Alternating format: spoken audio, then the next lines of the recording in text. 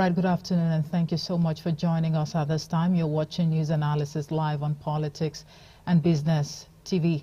The top stories. President Bola Tinubu celebrates Nigerian women on the occasion of this year's International Women's Day. Federal government inaugurates committee for the implementation of Orosanye report. Minister of State for Defense Dr. Bello Matawale directs Defense Intelligence Agency to go after those calling for a coup in the country. House of Representatives set to probe 200 billion naira spent on the suspended 2023 population and housing census. Details coming up shortly.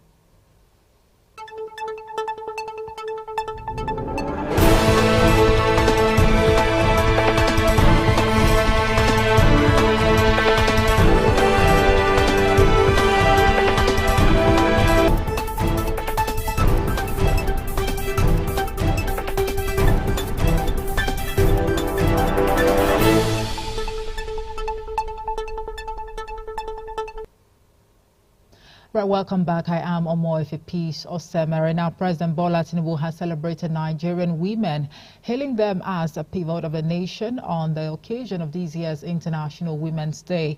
Other prominent Nigerians, including Speaker of the House of Representatives, Tajuddin Abbas, Edo State Governor Godwin Obaseki, and Leader of the Senate, Okpeyemi Bamidele, as well as the European Union, also greeted women across the world, especially for their resilience. The National Human Rights Commission, NHRC, in its own message on the occasion, called on government and other stakeholders to institutionalize policies and programs that would enable women and girls fulfill their aspirations and contribute to national development. Tinubu, according to a release by his media advisor during Gelali, acknowledged the role of women in nation building, emphasizing that Nigerian women were elemental to the development, growth and greatness of the nation. Tinubu said the theme of this year's International Women's Day, which is Invest in Women, Accelerate Progress, fitted well with his administration's policy initiatives on educating and empowering women, not only through inclusion in governance, but also by ensuring that they remain relevant and unimpeachable voices in the development process across all sectors of the economy. Now let's move on to other matters where the federal government has inaugurated a committee for the implementation of the Orosanye report, which majorly recommends that the merger of the government's ministries, departments and agencies, and also to cut the cost of governance. According to reports, the inauguration of the implementation committee followed the announcement by the President Bola Tinubu-led federal government on February the 28th of 2024 that part of the recommendations in the 12-year old Orosanye report would be implemented. The 800-page report recommended that 263 of the statutory agencies be slashed to 161, 38 agencies be scrapped, 52 be merged, and 14 be reverted to departments in various ministries, among others. A statement on Thursday by the Director of Information Office of the Secretary General of the Federation, Segun Imohesen, said the SGF, George Akume, inaugurated a committee on the implementation of the recommendations on the review of reports and white papers on restructuring and rationalization of federal government parastatals, agencies and commissions. Outlining the mandate of the committee, Akume said the committee would identify redundancies and overlaps or conflicting objectives among the mandates of different organizational units. Now, President Bola Tinubu has suspended the Managing Director and Chief Executive Officer of the Rural Electrification Agency, Ahmad Salihijo, alongside 3 executive directors of the agency from office. According to media reports, the indefinite suspension followed new findings unearthed during a comprehensive investigation into the financial activities of the Rural Electrification Agency. This was contained in a statement signed by the President's Special Advisor on Media and Publicity, Ajuri Ngalale, titled President Tinubu Suspends Rural Electrification Agency Managing Director and Team from Office. According to the statement, the President also suspended the Executive Director, Corporate Services, Olani Netufo, Executive Director, Technical Services, Baraka Sajo, Executive Director, Rural Electrification Fund, Saadatu Balgore. Also, the president has ordered a wider investigation into the conduct of the officials in a fraudulent mis-expenditure amounting to over 1.2 billion naira over the past 2 years, as some of which has already been recovered by anti-graft agencies. Meanwhile, the president has appointed a new management team of the agency who will serve in acting capacity with immediate effect. In other news now, the Minister of State for Defense, Dr. Bello Matawale, has directed the Defense Intelligence Agency, DIA, to go after those calling for a coup in the country. Matawale gave the directive in a statement about the Director of Information, Press and Public Relations of the Defense Ministry, Henshaw Ogubike. According to reports, Matawale described those calling for an undemocratic change of government as agents of darkness and warned that anyone caught would not be treated lightly. The minister urged all Nigerians to support and keep faith with the government of President Bola Tinubu in the efforts to make Nigeria great. He reaffirmed the commitment of the armed forces of Nigeria to defending the constitution and upholding democracy, as well as ensuring the safety and security of the nation. And in view of the free fall of the naira in the past few months, the House of Representatives has called for a review of the 2024 budget projections. Arising from plenary session yesterday, the lawmakers adopted a motion on matter of public urgent importance titled "Need to Evaluate the Implications of the Current Exchange Rate on the 2024 National Budget Implementation to Ensure a Balanced Budget and Increase in the standard of living of Nigerians." The motion, which according to report was moved by a member of the All Progressives Congress representing Kosefe Federal Constituency in Lagos State, Kafilat Ogbara, drew the attention of the House to the fluctuating exchange rate of the naira to the dollar since the passage of the 28.7 trillion naira 2024 budget by the National Assembly and the subsequent assent by President Bola Tinubu. Moving the motion, Ogbara, who doubles as a House Committee Chairman on Women Affairs and Social Development, noted that the initial proposal of the federal government on the 2024 budget based on a projected 800 naira to the dollar was no longer realistic. Right, you're watching News Analysis live on Politics and Business TV. Still to come, Nigeria gets set to begin the formal export of locally produced commodities to South Africa, Rwanda, Cameroon and Kenya from next month. We'll bring you details of these and other stories in a moment. Do join us again.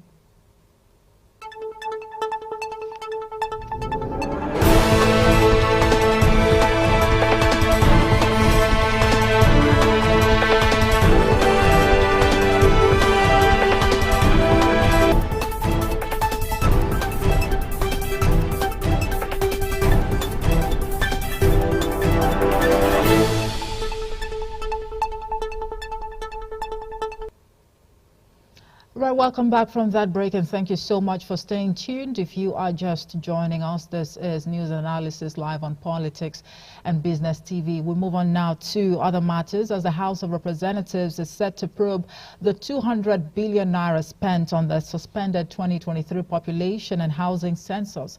The resolution followed the adoption of a motion by Clement Akani during plenary in Abuja yesterday. Moving the motion, Akani said the immediate past administration of former President Muhammadu Buhari planned to conduct a census in 2022, but the program was later postponed to 2023. He recalled that the former Minister of State for Budget and National Planning, Clem Agba, has said a total of 869 billion naira would be required for the exercise, out of which the National Population Commission said it spent about 200 billion naira to prepare for the population and housing census. But a lawmaker argued that the exercise was, however, suspended indefinitely by the former President Muhammadu Buhari, thereby stressing the need to provide the nation with accurate and reliable demographic data for policy formulation and planning for sustainable development, as it remained imperative.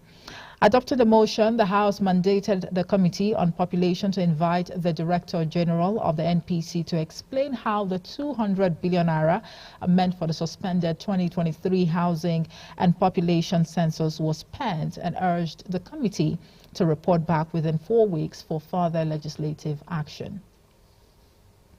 Nigeria is set to begin the formal export of locally produced commodities to South Africa, Rwanda, Cameroon and Kenya from next month under the Guided Trade Initiative of the African Continental Free Trade Area. The National Center of AfTA, which announced this yesterday, had added that although some businesses in Nigeria currently export product to these countries, they make such export informally, but beginning April, Nigerian companies would start the official and formal export of commodities to African nations under the AfTA Treaty. According to media reports, the African Continental Free Trade Area is a free trade agreement established among 54 of the 55 African Union nations, creating the largest free trade area in the world by the number of participating countries. Speaking on the sidelines of the Abuja Stakeholders Workshop on the AfTA Digital Trade Protocol, the Executive Secretary, National Action Committee on AfTA, Olusegun Awolowo, said, although trading under the main AfTA had yet to start, the Secretariat of the program had introduced the Guided Trade Initiative. And now let's move towards tackling the emergency food crisis affecting over 1.3 million people in northeast Nigeria. Ukraine has donated 25,000 tons of wheat to the nation. The development bolsters the United Nations World Food Programme response in northeast Nigeria amidst inflation and food price spikes. The contribution is also part of Ukraine's humanitarian grain from Ukraine initiative launched by President Volodymyr Zelensky. According to media reports, the shipment was made possible through the collaborative effort from the United Kingdom, Canada, Denmark, Finland, France, Luxembourg, Norway, Republic of Korea and Sweden, which has helped cover the cost of transporting the wheat from Ukraine to Nigeria and its distribution to the families who so urgently need it. However, this gesture has been greeted with mixed reactions as the presidential candidate of Labour Party in the 2023 presidential election, Peter Obi, has described Ukraine's donation of 25,000 tons of wheat to Nigeria as a national disgrace, which stems from years of leadership failure in the country. Obi, in a statement shared on his X handle, noted that aggressive investment in agriculture, security and small and medium-scale enterprises, SMEs, could help Nigeria overcome the embarrassment. But in a pushback, the Minister of Information and National Orientation, Mohammed Idris, posited that Egypt gets about 60% of its grains from Ukraine, and that does not make it a failed state. Idris further stressed that the fact that Nigeria accepted grains from Ukraine does not make Nigeria a weak or failed state. According to Idris, it is a normal thing because countries exist to depend on one another. Joining me now in the studios to discuss this and also chart the way forward as far as food insecurity and, of course, the issues on ground are concerned is Engineer Chinedum Elekwu. He is a public affairs analyst. Good afternoon to you, Engineer Chinedum. Thank you so much for joining us. Thank you for having me. I mean, I must start, first of all, by wishing every woman out there happy International Women's Day. I'd like you to do the same. Yes, I want to collaborate because women are the home builders. And we have a peaceful home, we have a peaceful country. So women, they play an important role in our lives, in our society. So we wish them a happy Women's Day. Absolutely. Absolutely. Now, coming back to the issues on the table, I mean, when you talk about food crisis and, you know, issues surrounding it, we've seen in recent times Nigerians angrily, you know, breaking into warehouses to loot food items. They have been protest, and the public outcry seems to, you know, to be on another level. I mean, for lack of a better word, that's just to tell you that Nigerians are indeed going through a lot, especially at this time. Now, how does a gesture as this, especially from a war-torn country like Ukraine, affect Nigeria's integrity in terms of governance and economic policies? I mean, you've heard what the candidate of the Labour Party in the 2023 presidential general election, you know, you heard what he said. He said this just, you know, speaks to the fact that when it comes to good policies or economic policies, Nigeria is nowhere to, you know, reckon with, and it speaks volumes. Although the government has come out to, you know, to push back and say that, I mean, receiving this, you know, kind gesture from Ukraine does not make Nigeria a failed state. But how did you actually, you know, receive this our news. From the presidential candidate of Labour Party in the last election, who is the former governor of Anambra, right. Mr. Peter Obi, have said it all. His opinion is the opinion of every ordinary Nigerian who is sincere enough and who is in understanding of what we've experienced in the past years in this country. I think his position I align myself with his position, completely to his position, because I don't see a situation that a country in the last 6 months has been in war. How are they managing to feed? How are they managing self to go to farm? But they're able to supply our country that to some extent we can boast of stability, but we don't have food. We don't have electricity. Everything seems to be in a state of comatose, and we are depending on that war-ravaged country for food. So that tells you that there is no governance in Nigeria, that we are just patching up to survive in the country. That's calls itself the giant of Africa. So I align myself completely with the thought of Mr. Peter Obi.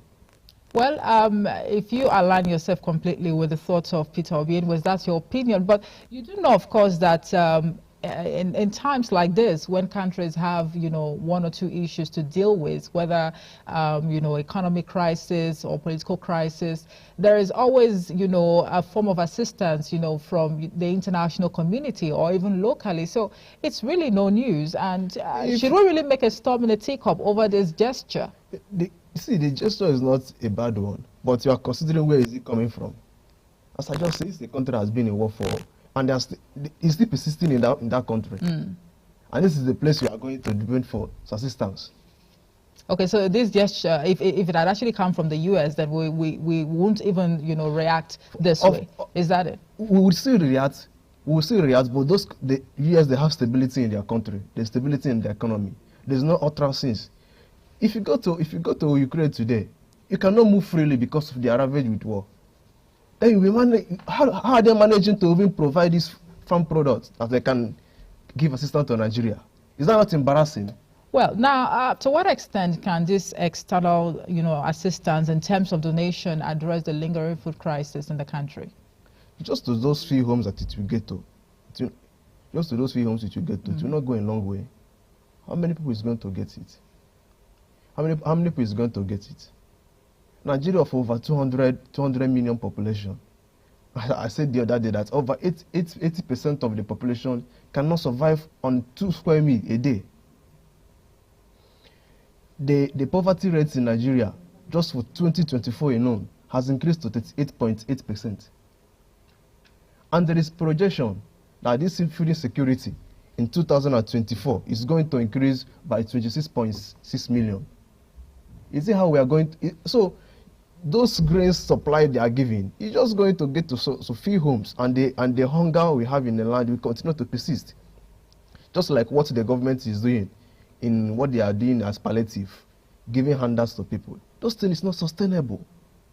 If you want to take us out of this mess we find ourselves, you should meaningfully empower the people. When you say empower the people, I mean in what sense? Yes. Not by giving people 15,000 naira a month. What's somebody going to do with 15,000 naira a month? Government can provide loan with 0 interest. Okay. It train people, it bring a number of young people, put them into skill training. After training them, you empower them meaningfully. In the next 6 months, that youth will be self-reliant and will contribute to the development of the economy. For us to get out from where we found ourselves in this present situation, we must have a competitive and productive economy. Today, our economy is not producing anything. There's no competitiveness in the economy. So some persons are just amassing wealth, pocketing it, stockpiling naira.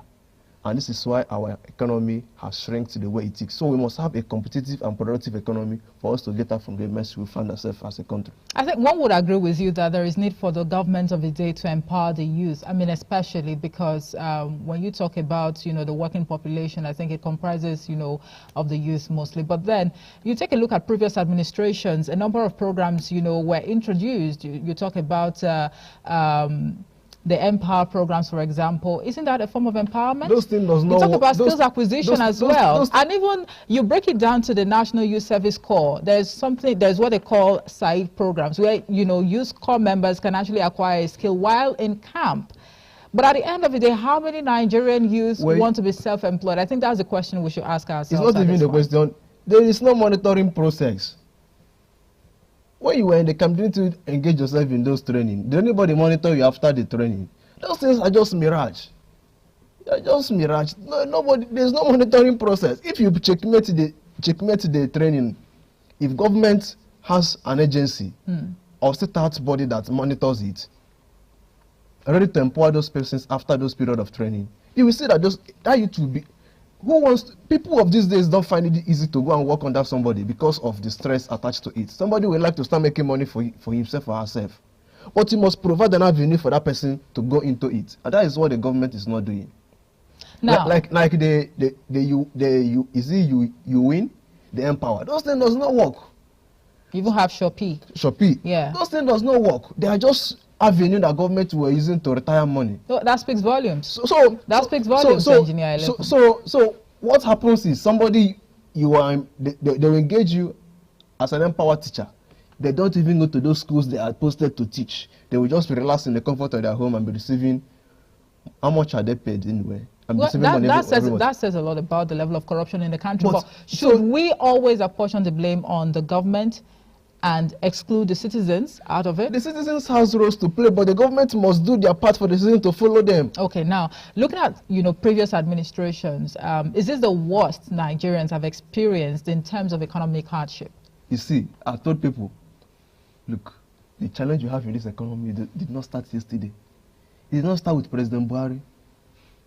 A lot of persons are partially blamed on President Buhari. Anyway, yes. President Buhari has his own mistakes anyway. He go to because under President Buhari, the CBN funded budget deficit for 7 years. They increased West and East borrowing trench from a CBN Act of 2% to 5%. And it's very clear to everybody from what we are hearing that Buhari's government printed money to the tune of 22.7 billion. So but it does not start with Buhari. Other administration has their own misgivings, and Buhari rode on it. And that is why we found ourselves where we are today. So is this current administration on that path already? Already on the path already, because President Tinubu came in, without saying he did not study the circumstances on ground. He removed subsidy. As if that was not enough, he floated the naira. You can see where we found ourselves. No, but engineer, the removal of subsidies in the interest of Nigerians. It's in the interest of Nigeria, but where have we found ourselves? Where have we found ourselves? We've removed subsidy, but we are still paying for subsidy. Are you not aware we are still paying for subsidy? We still pay. Well, has the government come out to own up that it is still paying for subsidy? The government has not come up, but there are facts on ground that are still paying. The government are paying for subsidy to sustain the current price of PMS. They pay. So this is where we found ourselves. And if reversing this policy can bring a bit normalcy to the economy. But would it even bring about any change? Should the federal government, rescind this decision on the removal of fuel subsidy? They will, because they regulate the price. They regulate the price. The federal government still regulate the price of PMS. Now, why is it difficult for successive governments to take responsibility and act proactively on issues of this nature? I mean, as opposed to trading blames, because in recent days, it's been, all of this can be attributed to, the previous administration, the former President Muhammadu Buhari. He didn't do well. He didn't really set up, good policies and all of that. And we're actually, bearing the brunt at the moment. And don't also forget the previous administration did the same. They also apportioned blames on, the previous administration under the leadership of former President Goodluck Jonathan. So the blame game continues. Because one thing, when you want to kill an innocent dog, an innocent and a jovial dog, when you want to kill the dog without any reason, you must give the dog a bad name for it to be able to kill it. And this is where we found ourselves. So for the government, for them to try to defend themselves, to appear before the people as innocent, or to be working, they will always throw blame to the past government that, look, where we found ourselves is coming from what we inherited, and we cannot perform magic. For the 8 years that Buhari governed Nigeria, he was telling us he cannot perform magic. Tinubu already are telling us they cannot perform magic, that Buhari printed 22 points. So. But these things actually take time. It do take time. But a responsible government have to take responsibility of their action. Buhari is no longer in the saddle. You are not the president of the country. You must take responsibility. Yes, I've come. I will change the narrative. Not apportioning blame to the past. We made a mistake. As I said, this mistake did not start from President Tinubu, but from President Buhari. But the present president we have, it now boils down to you. The ball is now in your court for you to correct all the mistakes. It goes down for us to correcting the foundation, because we operate in a faulty foundation. It's not about all this. If you see what CBN have done in the last 30 days, you see that even on the down of every day, they are having new policies. Okay, now, I agreed one would say that there's been truckload of policies upon policies, I mean, since this administration came into office. Now, taking a lead from the comment made by the former President Olusegun Obasanjo, I don't know if that was a jab or something, but he says Nigeria should actually approach the government of Zimbabwe to ask questions, because Zimbabwe just recently came out of, this kind of economic, crisis that we find ourselves. The question now will be, what lessons can Nigeria possibly learn, from the economic hardship in Zimbabwe? See. Do you even agree with the comments made by the former President Olusegun Obasanjo? Yeah. Yes, if Zimbabwe has been able to get themselves out from their predicament, what's difficult from us learning from them?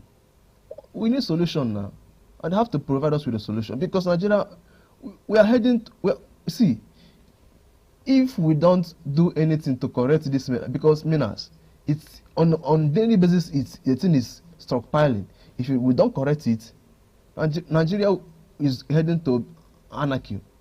Well, that speaks volumes. I mean, I'm not telling you the situation. We understand the height of, the level of hardship on ground at the moment. If you go out of the streets, get to the impulse of the people, you know how the people are feeling. People can no longer feed. People can no longer feed. In the midst of this economic woes, salaries has not increased. They are still paying people what they paid them before. How do you want somebody to survive from that? With the increase in every in the market. So, but who is to blame? When you talk about the hike in the prices of foodstuff in the market, is it the government? It's government policies that affected everything. It's not necessarily about the government policies. It's government policies. No, because how do you explain the fact that a trader actually bought, let's say, 50 bags of rice January last year, and we're not able to exhaust everything? So now that the price has gone up, you decide to also, increase the price. Isn't that just a clear case of wickedness by Nigerians to Nigerians? The current reality on ground makes it that way. The interest of every businessman is to make profit. Don't you want that seller to go back to the market to buy another? But should the profit be at the expense of, your fellow citizen? See, I just asked you a question. Wouldn't you like that seller to go back to make another purchases after selling the one he or she has in stock? Of course. It's a reality on ground. She can no longer do with the former price because she wants to go back to the market and purchase others. The reality on ground makes it possible. Interest of every businessman is to make profit. So if government policies are still in good tandem with the people, you will not see any rise in prices. This thing started just like 2 weeks and we saw everything. I was like, what is happening? No, but quote unquote, where the policies were, in tandem with, the economic reality, people could just wake up in the morning and just inflate prices, probably because there is an absence of, price regulation or price control, if you like. See this price control of a thing. I know the first time I wrote an article of this thing is far back at 2017. I wrote something about this.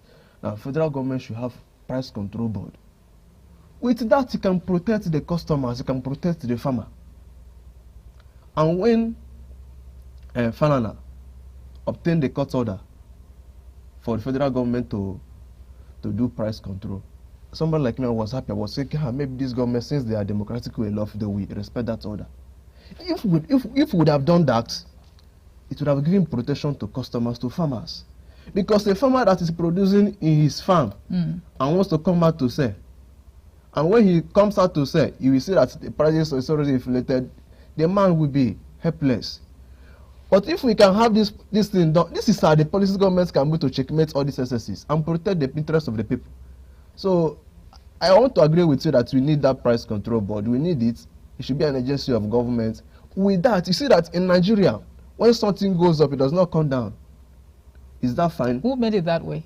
It's the Nigerian people now, because government are not regulating that the prices of goods. That is a tradition that should be scrapped. Because, it should be eliminated. Because people fondly say that once the price of things go up in Nigeria, the possibility of the prices coming down, the chances are very slim. But anyways, how realistic are plans to distribute, food items to Nigerians across the country? Niger State ought to have started, this week, but we can't really say for a fact what is going on. We made efforts to speak with the Commissioner for Information in Niger State to, bring us up to speed, but efforts actually proved abortive. However, we also understand that security has been beefed up across warehouses in the country and even shopping malls for the fear of, hoodlums breaking into these warehouses or shopping malls to loot food items. That just goes to tell you how hungry people are at the moment. But talking about the general plan, to distribute food items to Nigerians, when it comes to distributing things, food items, palliatives, if you like, people have reservations.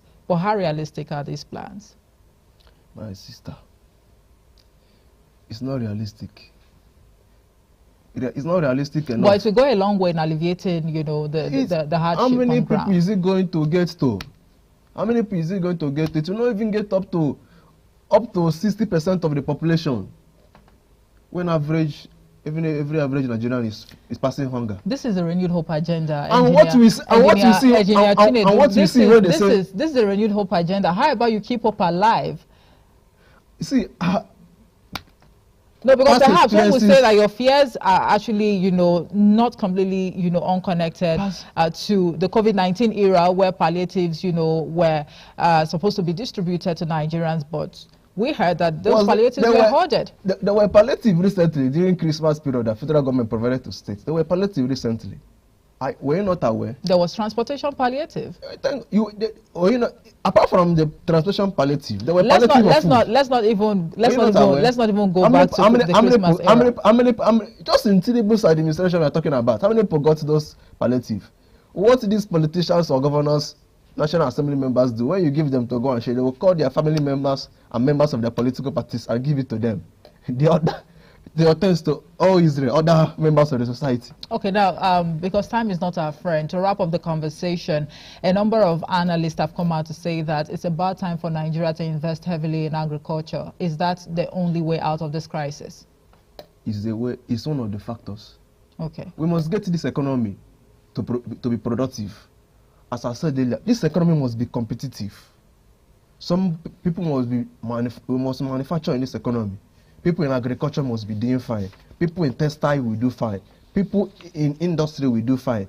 With that, there's the way this economy can work. We must get a productive economy, not a redundant economy. Economy that rely 90% on imported goods. That economy cannot survive. So for this economy to work, agriculture is important. Move around this country, you see that we have many uncultivated lands. Can't government Ministry of Agriculture deploy action and use those places and cultivate crops? With that, we can export to foreign countries. Are you unaware of the challenges around, insecurity? Those things boils down to what we are talking. If we have a proactive government that wants to get things done, it must get down headlong, tackle insecurity, make sure people because food insecurity we are having, the contributing part is insecurity in the country because people can no longer go to their farm. You understand? It's part of it. So we must tackle insecurity so that people will have confidence, go back to farm. Moreover, governments can farm. What is the function of the Federal Ministry of Agriculture? Across the state of the Federation, we have Ministry of Agriculture. What are they doing? They should go back and farm. Uncultivated lands are everywhere, and Nigerian soil are very fertile. With that, if we have chunk of agricultural products, we can export and earn foreign exchange. We must get this economy working and productive. Indeed. I'm afraid we just have to leave the conversation here. But there's so much to talk about, really, with a lot to take in. You take a look at the inflation rate at the moment at 29.9%. It speaks volumes. You also take a look at the unemployment rate and also the fact that poverty levels are projected to increase to 38.8% in this year, 2024. So indeed, there's a lot before the administration of President Bola Ahmed Tinubu, to put in order. But again, it is a renewed hope, administration. So our hopes are high, expectations are high as well. We just have to keep our fingers crossed and keep hoping for the best. Engineer Chinedum Elekwu is a public affairs analyst. Thank you so much for talking to us today. Pleasure.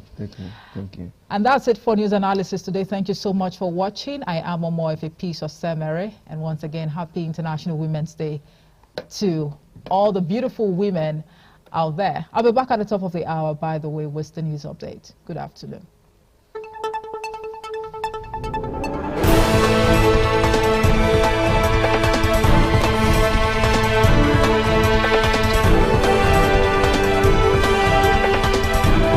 So I can get this